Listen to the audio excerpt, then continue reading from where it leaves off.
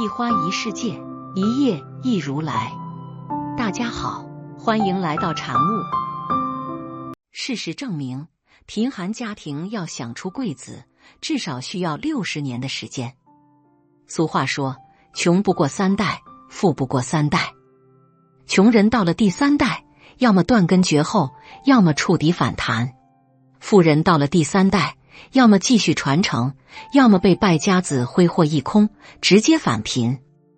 有点钱的家庭最怕的就是遇到败家的孩子，哪怕父母传给孩子100万、1000万，甚至过亿的身家，败家的孩子也能在几年内将一切都败干净。败家子真的是无缘无故出现的吗？并不是无缘无故的，而是有缘有故的。有可能还是家中的父母长辈造成的。孩子小的时候缺乏该有的家庭教育，相信孩子就容易养成不良的品性习惯，那家庭的未来就一片黑暗了。孩子会不会败家，在他们小的时候就注定了。合格父亲的新定义，你还能守住爸爸的称号吗？1. 放任孩子骄横自满，迟早败家。有一个孩子，他的爸爸是村里边的有权人，家族还算有点势力，所以这孩子从小就横行霸道，各种骄横、得意、自满，认为自己了不起。父母有钱，但没文化，所以他们也不懂得教育孩子，导致孩子连高中都考不上，只能在村里边成了小混混。多年过去了，这孩子长大了，老一辈也离开了。拥有了家产的他，不仅到处吃喝嫖赌，还学别人投资，不到3年时间就败光了家中的财产。以前被他们家欺负过的人，也联合起来针对他们家，群起而攻之。所谓墙倒众人推，树倒猢狲散，没多久他就沦为底层了。很多父母都不明白这个道理，认为自己有点钱就能放任孩子横行霸道、骄横自满。实际上，越是骄横自满，越是败家。谦卑才能上善若水，长长久久。傲气凌人，迟早会撞南墙，倒大霉。俗语远坟生贵，近坟逼贵，一个家庭能否出贵子，从迹象能看出。2. 放任孩子懒惰成性，迟早败家。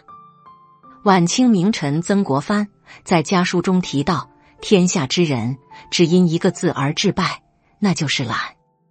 人类有着天生的惰性，如果无法克服这种惰性，迟早有一天当事人会被惰性所反噬，别说活得安稳了，也许连1日3餐都成问题。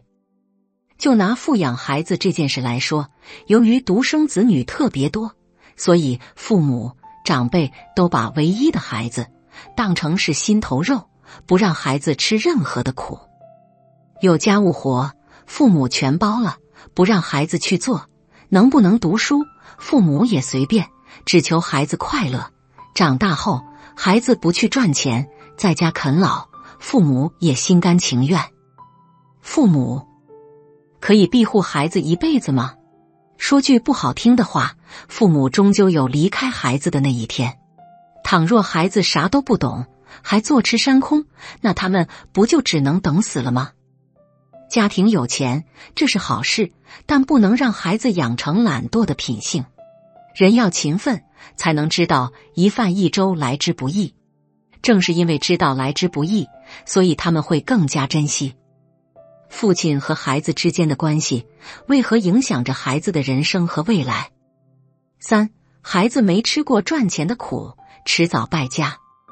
创一代经历过风霜雨雪，见过大世面，所以他们深知世道的艰辛，做什么事都会小心谨慎，保持简朴的作风。富2代从小就在温室中长大，衣来伸手，饭来张口，没经历过什么，也没有见过大世面，更不知道世道的艰辛，所以他们会活得比较奢侈，大手大脚。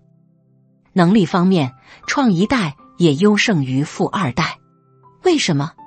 被生活打磨过，跟没有被生活打磨过，在能力、手腕方面差距极大。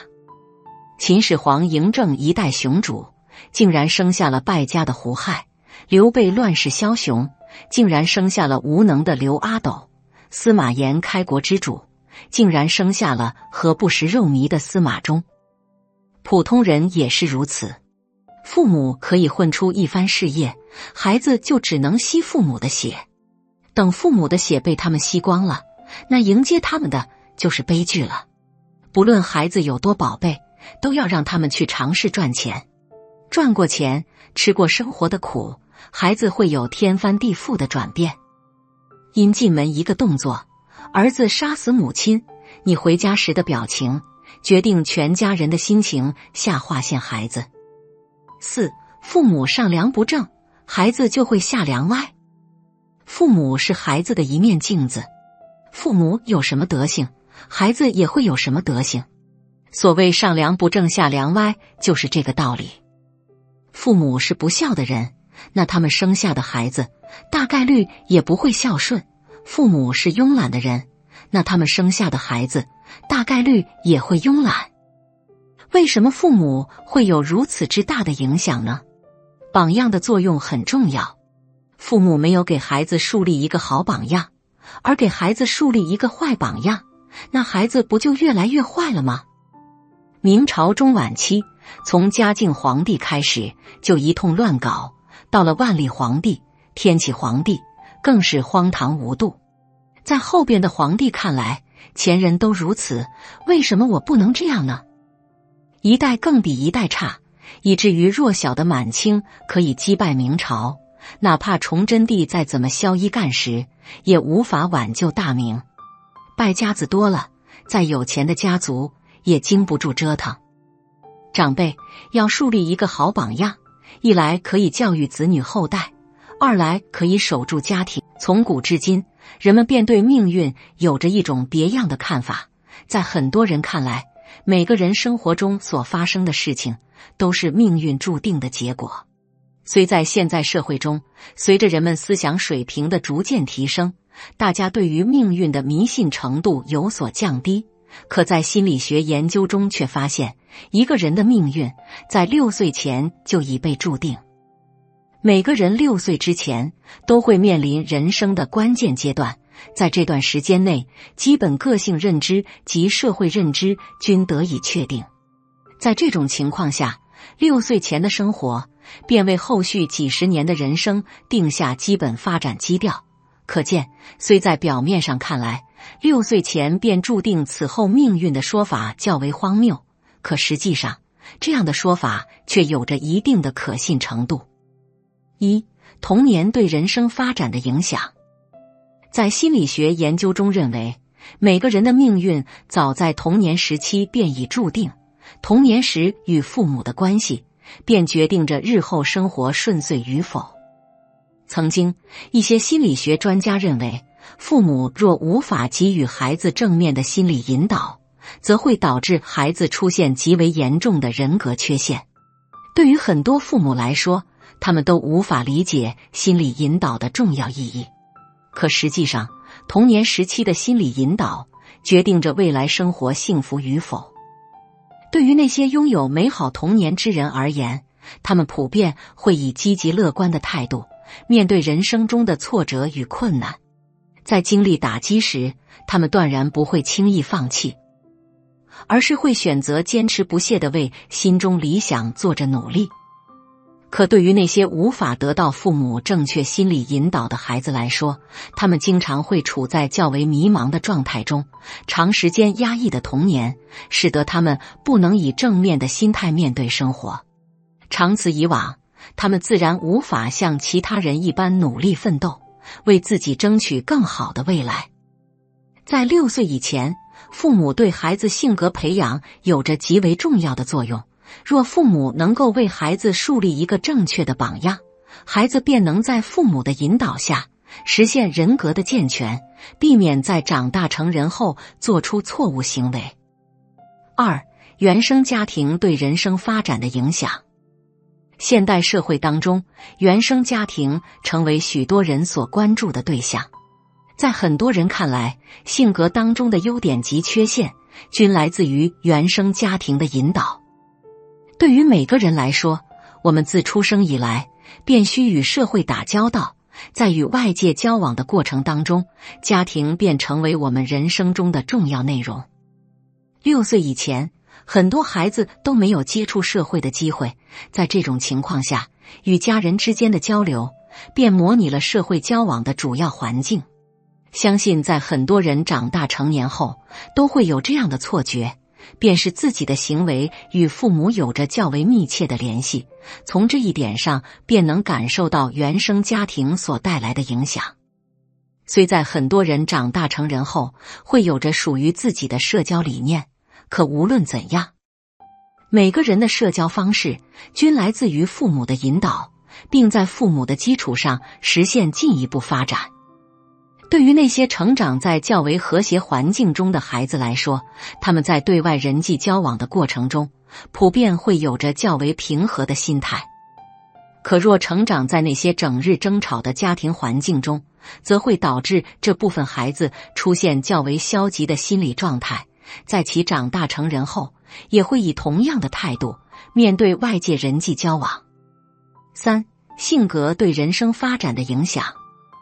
心理学研究中认为，0到6岁是每个人性格成长的关键时期，如果能在这一阶段内培养出较为积极且健康的性格，则能收获更加美满的人生。